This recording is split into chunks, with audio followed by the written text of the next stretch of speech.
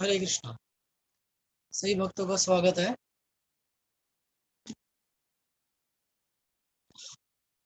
ओम अज्ञानतिमिराधस्य ज्ञानञ्जनशलाकया चक्षुरुन्मिलितं येन तस्मै श्रीगुरुवे नमः। श्रीचैतन्यमनोभीष्टं स्थापितं येन भूतले स्वयं रूपः कदा मह्यं ददाति स्वपदान्तिकम्। वन्देऽहं श्रीगुरु श्रीयुतपदकमलं श्रीगुरुवैष्णवांश श्रीरूपं साग्रजातं सहगण रघुनाथावितं तं सजीवं साद्वैतं सावधूतं परिजनसहितं कृष्ण चैतन्य देवं श्री राधा कृष्ण पादान सहगण ललिता श्री विशाखान कांचन ओम विष्णुपादाय कृष्णाभिष्टाय भूतले श्रीमद् भक्ति वेदांत स्वामिनि नामिने नमस्ते सारस्वती देव गौरवाणी प्रचारिणे निर्विशेष शून्यवादी पश्चात्य देशतारिणे हे कृष्ण करुणा सिंधु दीन बंधु जगतपते गोपेश गोपिका कांत श्री राधा कांत नमस्ते। तप्त कांचन गौरांगी श्री राधे वृंदावनेश्वरी वृषभानुसुते देवी प्रणमामि हरिप्रिये। नमो महावदन्याय कृष्ण प्रेम प्रदायते कृष्णाय कृष्ण चैतन्य नामने गौरतपस्ये वांछा कल्पतरुभ्यश्च कृपा सिंधु भयविचे पतितानां पावने भयो वैष्णवे। जय श्री कृष्ण चैतन्य प्रभु नित्यानंद श्री अद्वैत गदाधर शिवसादि गौर। हरे कृष्णा कृष्णा कृष्णा हरे हरे हरे राम राम राम हरे हरे।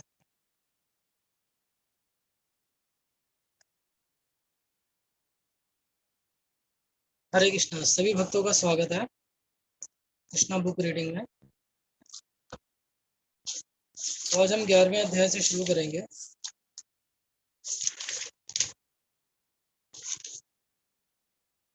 तो उससे पहले थोड़ा जो हमने कल पढ़ा था उसको रिवाइज कर देता हूँ मैं। एक बार चर्चा कर लेते हैं जो हमने कल पढ़ा था। तो कल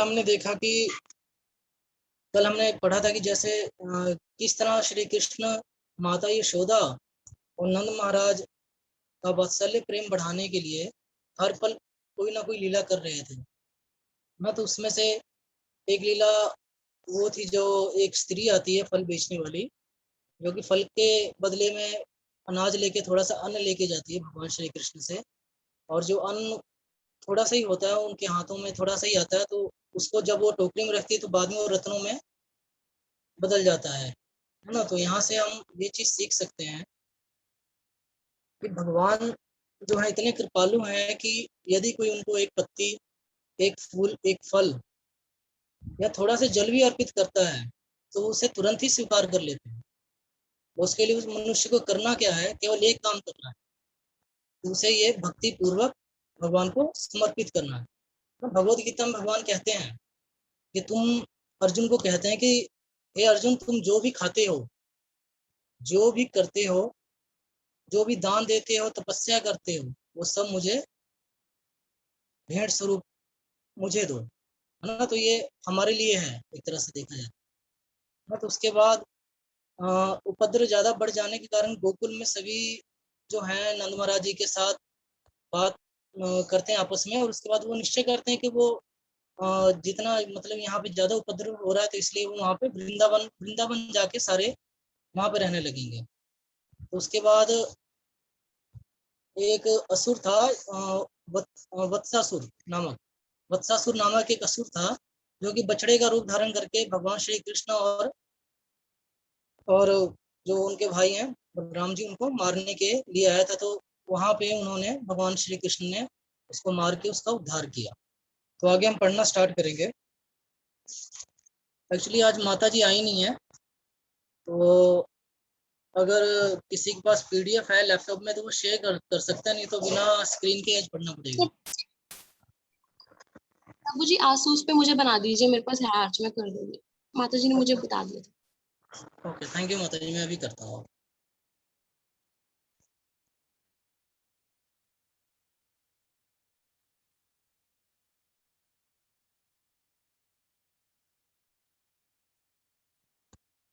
माता जी अब आप कर सकते हैं स्क्रीन शेयर।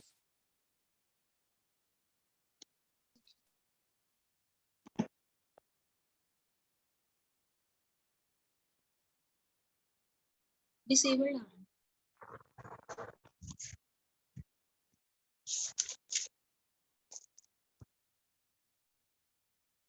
प्रभु जी डिसेबल्ड आ रहा है अभी भी। एक मिनट माता जी, मैं चेक कर।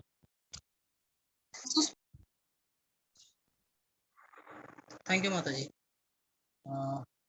कोई पढ़ना चाहेगा, कोई डिवोटीज? हरे कृष्णा प्रभु जी। प्रभु जी मैं पढ़ूं? यस माता जी, पढ़ सकते हैं। रीडिंग भी नहीं हुई है, रीडिंग हो जाएगी। यस माता जी। एक दिन स्टार्ट करूं प्रभु जी? यस माता जी, कर सकते हैं, आप स्टार्ट कर सकते हैं। एक दिन सारे ग्वाले यमुना नदी के तट पर अपने बछड़ों को जल पिलाने ले गए। सामान्य रूप से जब बछड़े जल पीते रहते तो सारे बालक भी जल पीते। जब वे सब जल पीकर नदी के किनारे बैठे हुए थे तो उन्होंने एक विशाल पशु देखा जो बतख जैसा लगता था, किंतु था पर्वत के समान विशालकाय। उसकी चोटी ब्रज के समान कठोर थी। जब उन्होंने इस असामान्य पशु को देखा तो वह सब भयभीत हुए। इस पशु का नाम बकासुर था और यह कंस का मित्र था। वह सहसा वहां प्रकट हुआ और उसने झट अपनी नुकीली तीक्ष्ण चोंच से कृष्ण पर आक्रमण कर दिया। तब उन्हें निगल गया। जब वह इस तरह कृष्ण को निगल गया तो बलराम आदि सारे लड़के निष्प्राण हो गए, मानो उनकी मृत्यु हो गई हो। किंतु जब बकासुर कृष्ण को निगल रहा था तभी उसके गले में तीव्र जलन होने लगी। यह कृष्ण के चमकदार तेज के कारण थी। उस असुर ने तुरंत कृष्ण को ऊपर उछाला और अपनी चोंच में भींच कर मारना चाहा। बकासुर यह नहीं जानता था कि यद्यपि कृष्ण नंद महाराज के पुत्र का अभिनय कर रहे हैं तो वे भी सृष्टि के रचयिता ब्रह्मा जी के आदि पिता हैं।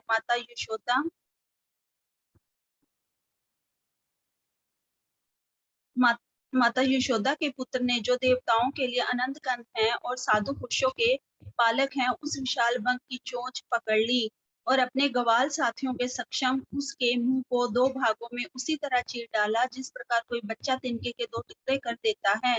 स्वर्लोक निवासियों ने बधाई के रूप में आकाश से चमेली के सुगंधित पुष्पों की वर्षा की। पुष्प वर्षा के साथ ही बिगुल, ढोल और शंख की ध्वनि गूंज उठी। जब लड़कों ने पुष्प वर्षा देखी और स्वर्गीय ध्वनियां सुनी तो वे आश्चर्यचकित रह गए। जब उन्होंने कृष्ण को बकासुर के मुंह से मुक्त हुए देखा तो बलराम समेत सारे गवाल बाल इतने प्रसन्न हुए मानो उन्हें अपना जीवन धार प्राप्त हुआ हो। जैसे ही उन्होंने कृष्ण को अपनी ओर आते देखा तो एक एक करके सबने नंद के पुत्र को गले लगा लिया। इसके बाद उन्होंने सारे बछड़े एकत्रित किए और वे घर वापस जाने लगे। जब वे घर आ गए तो नंद के पुत्र के आश्चर्यजनक कार्यकलापों का वर्णन करने लगे। जब समस्त गोपियों तथा ग्वालों के लड़कों से यह कहानी सुनी तो वे परम प्रसन्न हुए, क्योंकि वे कृष्ण को अपने अंतकरण से चाहते थे और उनकी माताजी नेक्स्ट उनकी महिमा और उनके विजय कार्यों को सुन सुनकर उनके प्रति और अधिक वात्सल्य से देखने लगे, प्रेम और वात्सल्य से देखने लगे। वे चिंताओं से पूर्ण थे, किंतु कृष्ण की ओर से अपना मुख हटा नहीं पा रहे थे। गोपियों तथा गो परस्पर बातें करने लगे कि कितने आश्चर्य की बात है कि बाल कृष्ण पर कितनी बार कितने प्रकार के कितने असुरों ने आक्रमण किए तो वे भी असुर ही मारे गए और कृष्ण अक्षत बने आए सॉरी। वे लगातार बातें करते रहे कि कितने भयानक असुरों ने कृष्ण को मारने के लिए न जाने कितनी बार आक्रमण किए, किंतु हरि की कृपा से उनका बाल बांका न हो पाया। उल्टे वे सब पतंग की भांति दीपक से जल पड़े।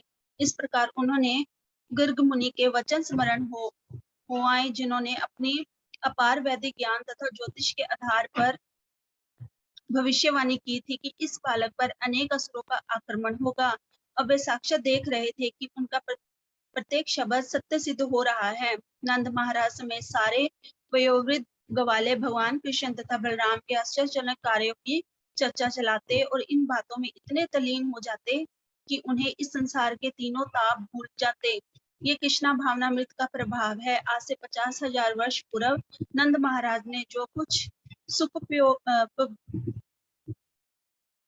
माता जी ये आगे निकल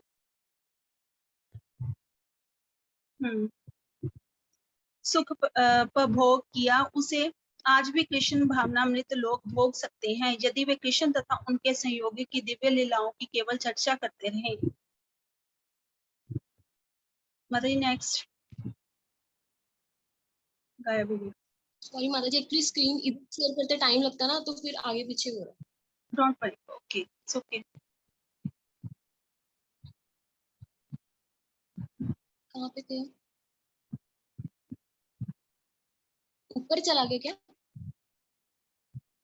आई डोंट नो माता जी, ऊपर गया नीचे गया। मेरे से थोड़ा सा ज्यादा स्क्रॉल हो गया। प्रभु जी आप बता दीजिए। हरे कृष्णा माता जी, नेक्स्ट चैप्टर स्टार्ट हो गया है। आई ओके, थिंक पीछे पीछे है। ये लास्ट पैरा रह गया बस। यहाँ से यही इसी समय यस यस, नहीं नीचे इसी समय, नीचे थोड़ा कर सा ऊपर ऊपर ऊपर, थोड़ा सा ऊपर, शायद ऊपर तक नीचे, और ऊपर थोड़ा सा ऊपर करो।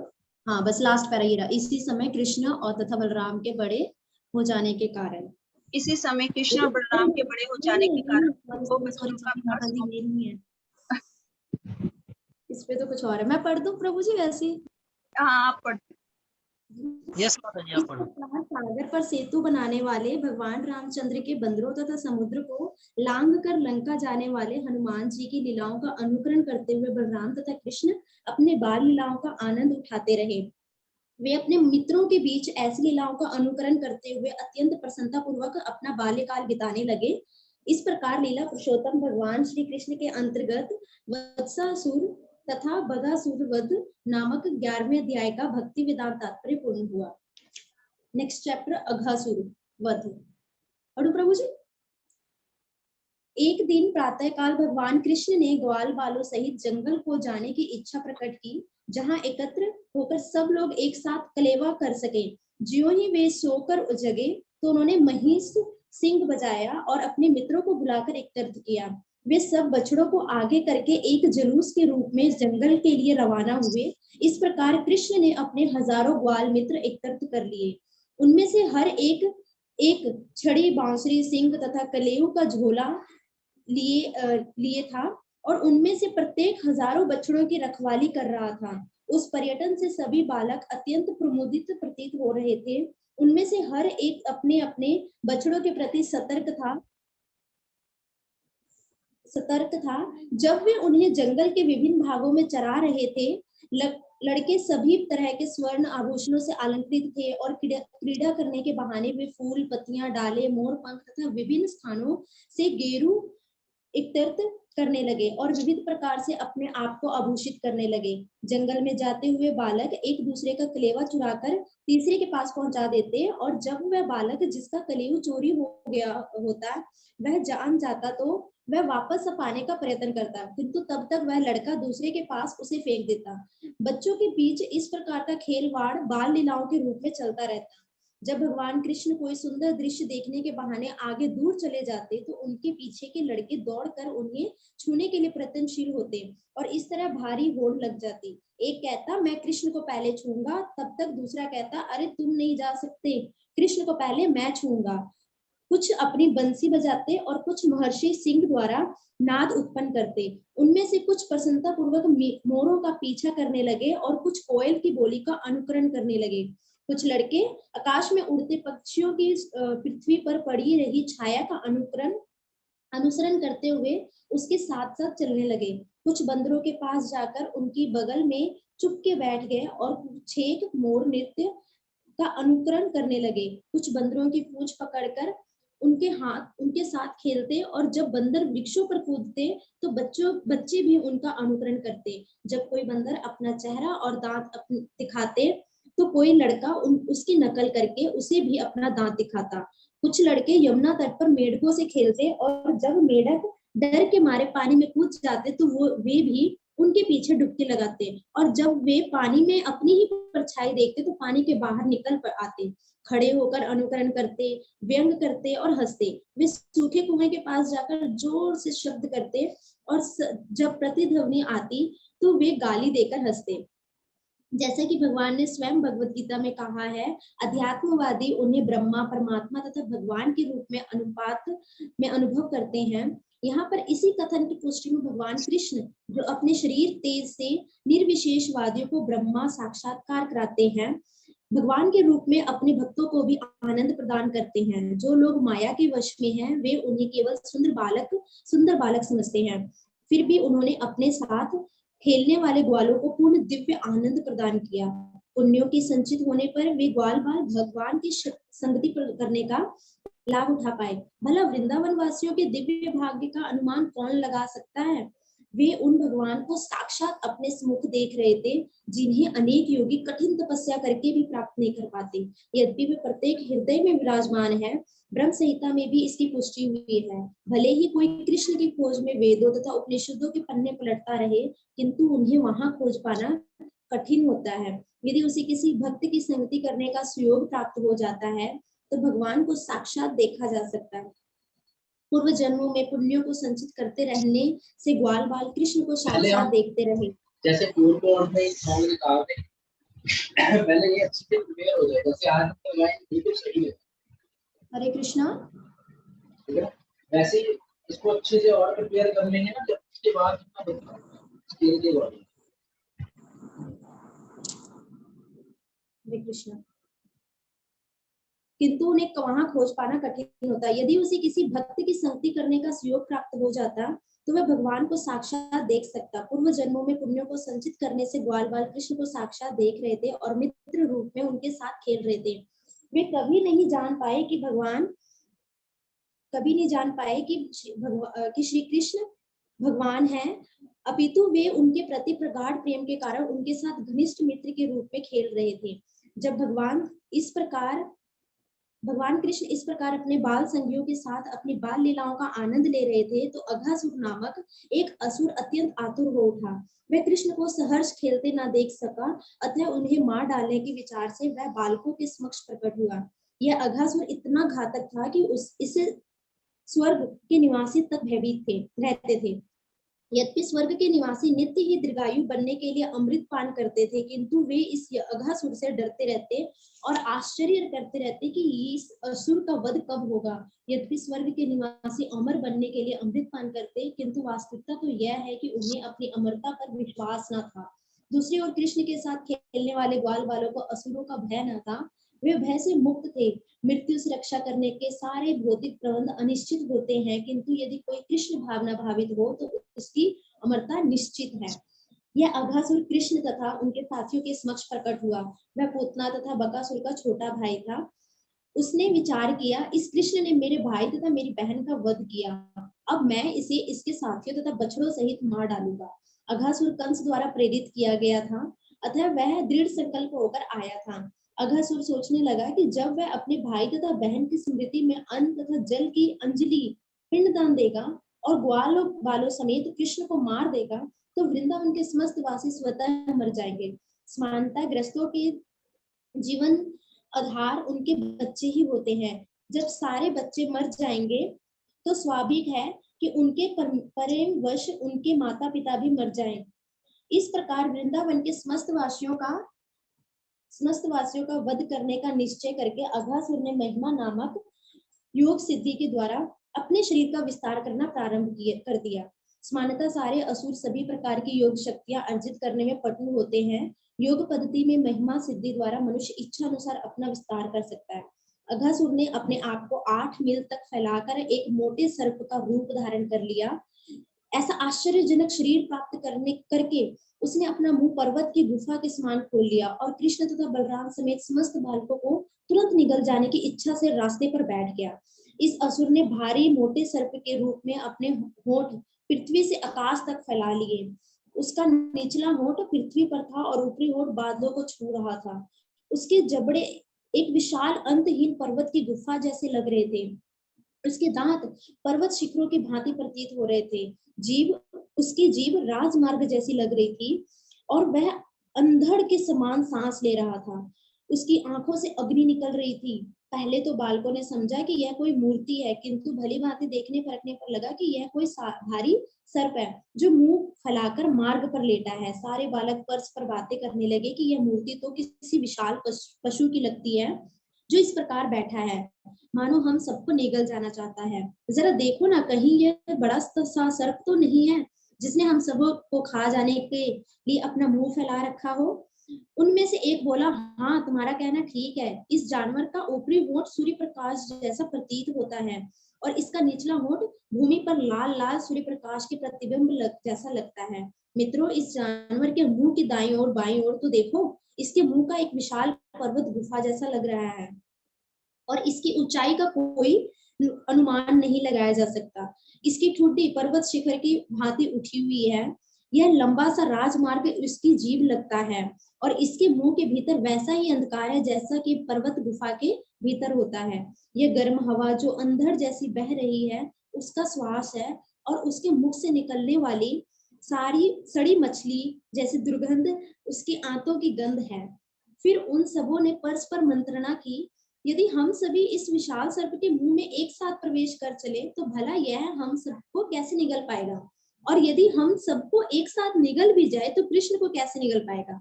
कृष्ण इसे तुरंत मार डालेंगे, जैसे कि उन्होंने बकासुर को किया था। इस प्रकार बातें करते हुए उन्होंने कृष्ण के कमल के समान सुंदर मुख को देखा और ताली बजा बजाकर हंसने लगे। इस तरह वे आगे बढ़े और उस समय भीम काय सर्प के मुंह में घुस गए। इसी बीच प्रत्येक के हृदय में परमात्मा रूप में वास करने वाले कृष्ण समझ गए कि वह मूर्ति जैसी आकृति कोई असुर है, किंतु ग्वाल बाल इसे नहीं जानते थे और अभी कृष्ण योजना बना ही रहे थे कि वो अपने अतरंग मित्रों को विनाश से कैसे बचाया जाए कि सारे बालक अपने बछड़ों समेत सर्प के मुंह के भीतर प्रविष्ट हो गए, किंतु कृष्ण नहीं गए। वह असुर कृष्ण के प्रवेश की प्रतीक्षा कर रहा था और सोच रहा था कि मेरे भाई तथा बहन को मारने वाले कृष्ण के अतिरिक्त सभी प्रवेश कर चुके हैं।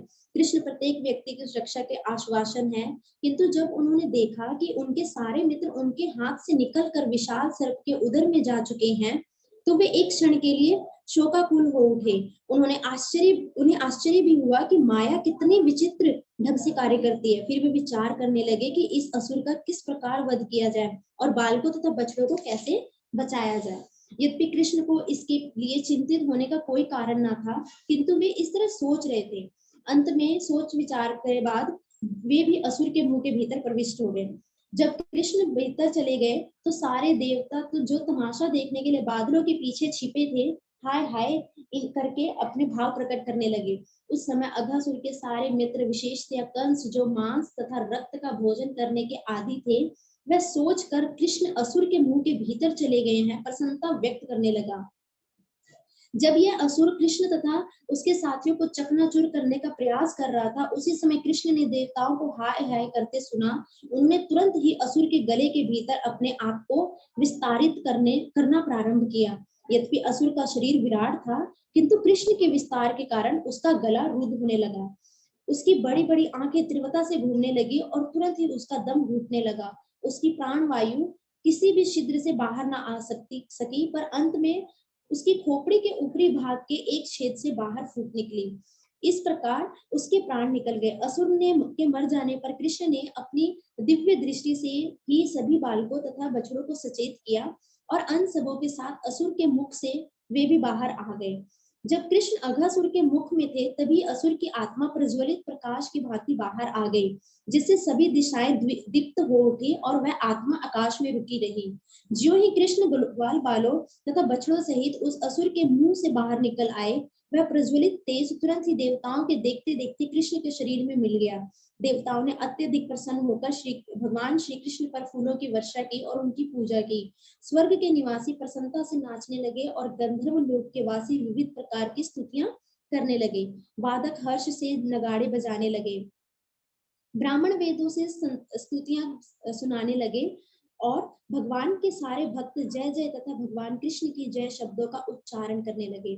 जब ब्रह्मा ने संपूर्ण स्वर्ग लोक में प्रतिध्वनित यह शुभ निनाद सुना, तो वे तुरंत यह देखने के लिए नीचे उतरे कि क्या घटना घटी। उन्होंने देखा कि असुर का वध हो चुका है। वे भगवान श्री कृष्ण के अलौकिक यशस्वी लीलाएं देखकर चकित थे। उस शरीर का विशाल मुंह कई दिनों तक खुला रहा और धीरे धीरे सूख गया। वह वहीं पर सभी ग्वाल बालों के खिलवाड़ के लिए रह गया। जब अघासुर का वध हुआ तो कृष्ण तथा उनके सारे संगी 5 वर्ष से कम आयु के थे। 5 वर्ष से कम आयु के बालक कुमार कहलाते हैं। 5 से 10 वर्ष के बालक पौगंड तथा 10 से 15 वर्ष के आयु वाले बालक किशोर कहलाते हैं। 15 वर्ष के बाद बालक तरुण तथा युवक कहलाते हैं। और 1 वर्ष तक ब्रज ग्राम में अघासुर की घटना पर कोई चर्चा नहीं चली। किंतु जब वे 6 वर्ष के हो गए तो उन्होंने इस घटना का उल्लेख आश्चर्य सहित अपने माता पिता से किया।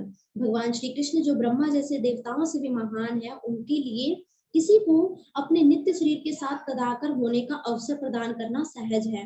उन्होंने अघासुर को ऐसा अवसर प्रदान किया। अघासुर निश्चय ही सबसे बड़ा पापी जीव था और पापी के लिए परम सत्य से तदाकर होना संभव नहीं होता। किंतु इस विशेष घटना में चूंकि कृष्ण अघासुर के शरीर के भीतर प्रविष्ट हुए थे, अतः वह असुर अपने समस्त पाप कृत्यों से मुक्त हो गया। जो व्यक्ति विग्रह रूप में भगवान का या मानसिक रूप से शाश्वत रूप स्वरूप का निरंतर चिंतन करते हैं, उन्हें ईश्वर का साम्राज्य रूपी दिव्य गंतव्य प्राप्त करने तथा भगवान के साहचर्य का अवसर प्राप्त होता है। अतः हम अघासुर जैसे किसी व्यक्ति के उच्च पद की कल्पना कर सकते हैं जिससे शरीर में भगवान कृष्ण ने स्वयं प्रवेश किया था।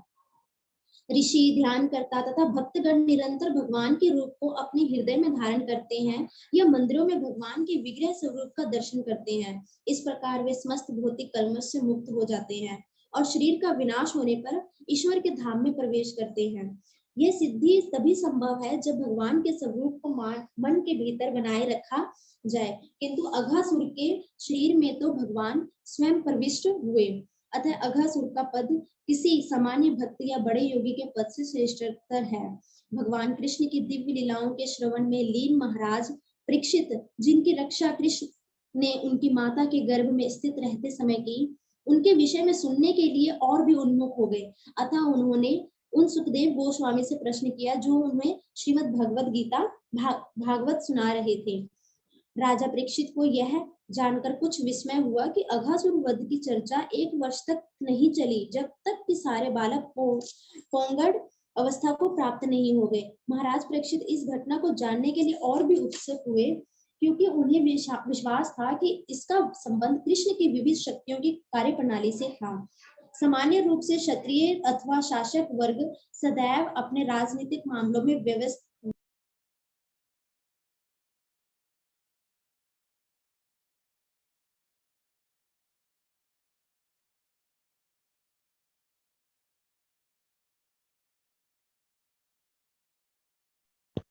हरे कृष्णा। सामान्य रूप से क्षत्रिय तथा शासक वर्ग सदैव अपने राजनीतिक मामलों में व्यस्त रहते हैं। उन्हें भगवान कृष्ण की दिव्य लीलाओं के श्रवण करने का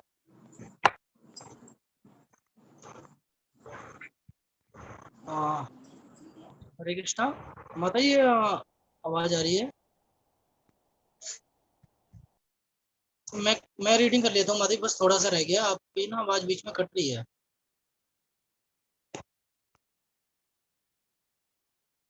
सामान्य रूप से क्षत्रिय अथवा शासक वर्ग सदैव अपने राजनीतिक मामलों में व्यस्त रहते हैं। उन्हें भगवान कृष्ण की दिव्य लीलाओं के श्रवण करने का बहुत कम अवसर प्राप्त होता है। किंतु जब परीक्षित महाराज इन दिव्य लीलाओं का श्रवण कर रहे थे तो उन्होंने इसे अपना परम सौभाग्य समझा, क्योंकि वो न केवल कृष्ण की लीलाओं को सुन रहे थे, अपितु वह इन्हें परम पंडित सुखदेव गोस्वामी से सुन रहे थे, जो श्रीमद् भागवतम के महान अधिकारी थे। इस प्रकार महाराज परीक्षित द्वारा पूछे जाने पर सुखदेव गोस्वामी ने श्री कृष्ण के रूप, गुण, यश तथा सात समान संबंधित दिव्य लीलाओं का वर्णन जारी रखा। इस प्रकार लीला पुरुषोत्तम भगवान श्री कृष्ण के अंतर्गत अघासुर वध नामक 12वें अध्याय का भक्ति वेदांत तात्पर्य पूर्ण हुआ। थैंक यू अंजू माता जी, आपने अच्छा पढ़ा। तो आज हम यहीं तक रीडिंग करेंगे। 12वां अध्याय कंप्लीट हो गया और कल 13वां अध्याय ब्रह्मा जी द्वारा बालकों तथा बछड़ों की चोरी, यहाँ से स्टार्ट करेंगे।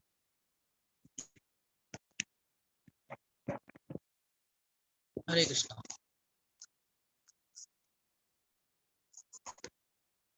हरे कृष्णा प्रभु जी। हरे कृष्ण माता दी। पूर्ण पुरुषोत्तम भगवान श्री कृष्ण की जय। जगत गुरु शिला प्रभु।